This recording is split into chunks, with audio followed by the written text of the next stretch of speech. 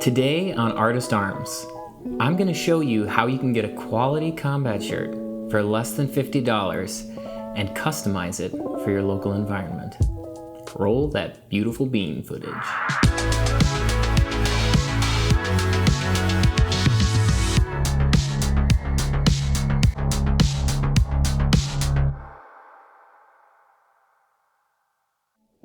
UPC Camo, or Universal Camo Pattern, was developed in the early 2000s for the United States military, and it was introduced in 2004. And the thought behind this camo pattern here was that it was meant to be a general purpose pattern that could be effective in urban, woodland, and desert environments. However, it wasn't very well received because it proved to be somewhat ineffectual in woodland environments as well as some desert environments. So for this reason, there were a couple variations of UPC that were developed to try and compensate for this issue, but eventually it was replaced entirely in 2010 by your standard multi-cam pattern. So we have a surplus of UPC camo gear from the United States military that is circulating the internet at very, very low prices because, quite frankly, not many people want it.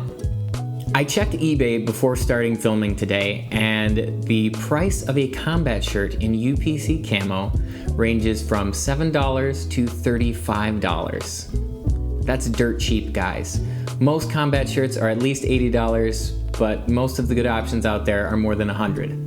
So you can see how these shirts are super affordable. But the problem is, you're stuck with this camo pattern, and unfortunately it doesn't work very well in many areas of the United States.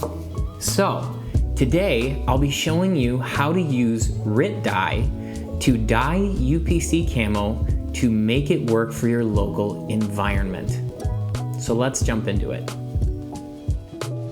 For this process, you'll want a 5-gallon bucket, and I also recommend having a smaller bucket around that can fit inside of a sink.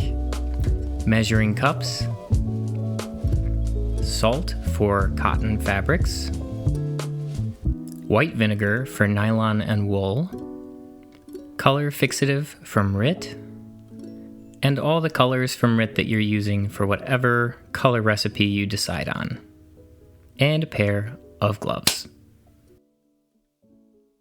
This is a bit of a process, so pop your headphones in, find some good jams to play, and let's get into it. First, we're going to start by washing our combat shirt with some soap and warm water.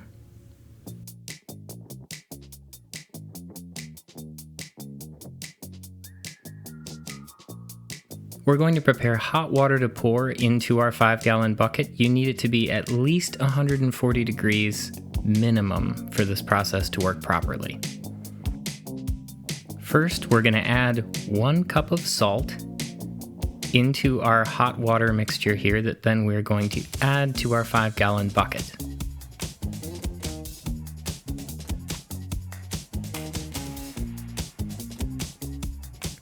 Stir it around and get it a little bit dissolved before pouring it in.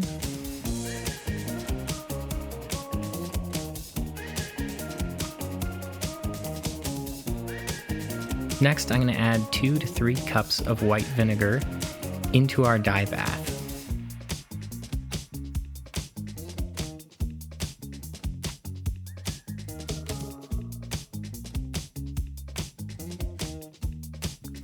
Then we're going to add 1 teaspoon of mild dish detergent. We're going to stir our dye bath all up here, get everything mixed in nice before we add in all of our colors from Rit. The color combo I'm using today is Coyote Brown, so we'll be adding 1/2 cup of tan, 1/2 cup of camel, and 2 tablespoons of purple.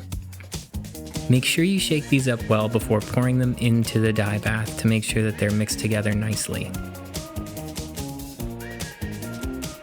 We're going to stir it all together again, make sure that these colors are blending in and well mixed before we add anything to the dye bath. Next, we're going to rinse our shirt in warm water and get it all soaked and saturated before we put it into our dye bath.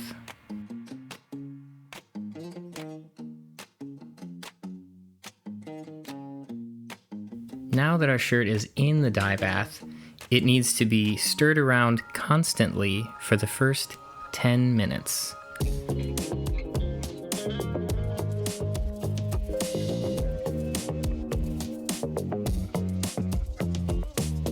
After the initial 10 minutes, I'm going to submerge this shirt the best I can under the surface of the water here, and we're going to let it sit for another 10 to 20 minutes to allow the color to darken and really saturate the fabric. Alright, it's been about 15 additional minutes after those 10 minutes of stirring, so I'm going to remove the combat shirt from the Rit Dye bath, and we're going to rinse it in cool water.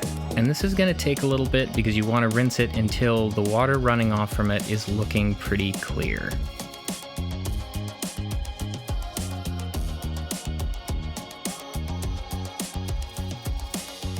Next, we're going to create our fixative bath.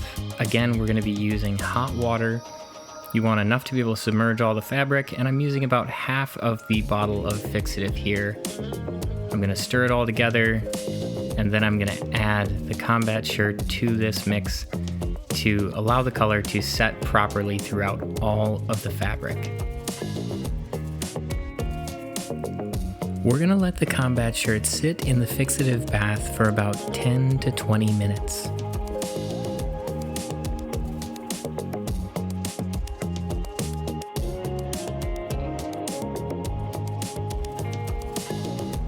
Alright, now that those 10 to 20 minutes are up, we're removing our combat shirt and we're going to give it a warm water rinse. Again, this might take a minute because you want the water to be running off clear from the fabric.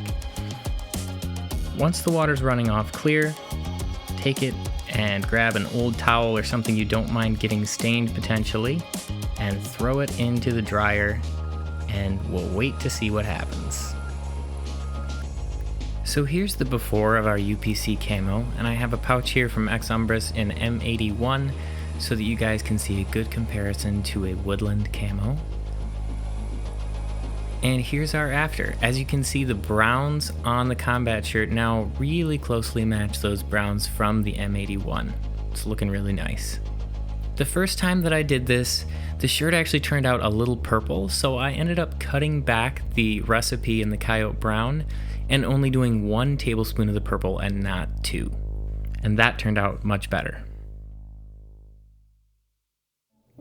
So there's the process for Rit dyeing a combat shirt, guys. It does take a little bit of time. It is somewhat tedious, but it is very inexpensive. So if you have some time but you don't have money, this is a great solution to get a combat shirt that works perfectly for your local environment.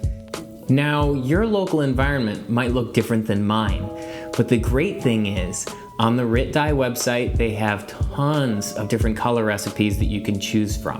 So if you go hop on there, you can select colors. They even have ones that are specifically meant for camouflage, as well as many other tones of browns and greens that you can pick from. So while this may not be the coolest looking combat shirt that you've ever owned, it will be quality and it will be tailored to your local environment, which is what's most important. Thank you so much for watching, guys. I appreciate your support, and I'll see you in the next one.